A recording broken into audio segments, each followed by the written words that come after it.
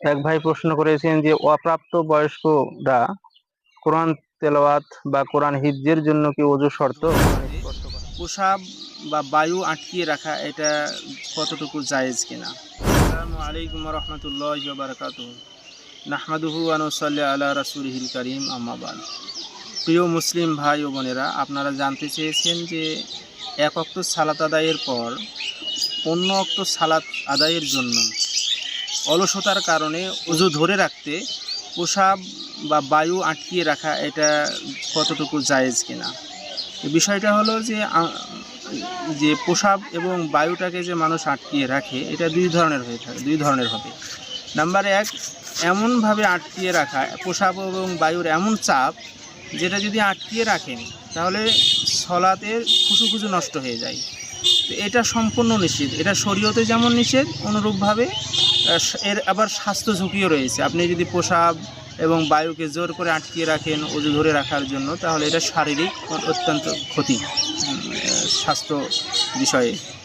২ নম্বর হলো যে যদি সলাতে খুশু নষ্ট না হয়, এরকম যদি চাপ হয় তাহলে এটা জায়েজ আছে, এতে কোনো সমস্যা হবে না।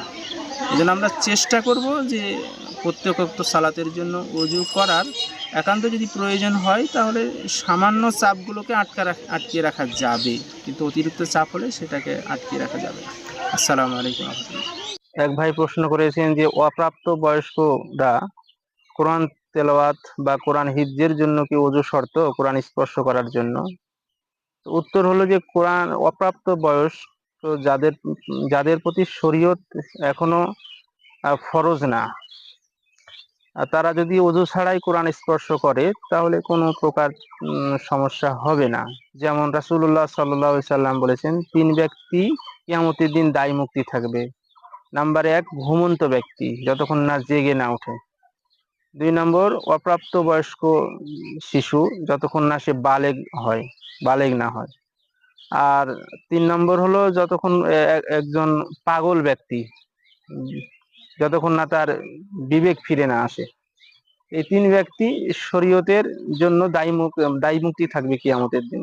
সুতরাং অপ্রাপ্তবয়স্ক শিশুরা ওযু ছাড়াই কোরআন তেলাওয়াত, হিফজের জন্য কোরআন তেলাওয়াত বা কোরআন স্পর্শ করতে পারবে। তবে যখন তাদের বয়স ৭ হয়ে যাবে তখন অভিভাবকদের উচিত এবং শিক্ষকগণেরও উচিত যে শরীয়তে যে সমস্ত ইবাদতের জন্য ওযু আবশ্যক সেগুলো শেখানো, ওযুর প্র্যাকটিস করা এবং সেই ইবাদতগুলো প্র্যাকটিস করা, তাহলে অনেকটাই ভালো হবে। আসসালামু আলাইকুম ওয়া রাহমাতুল্লাহ।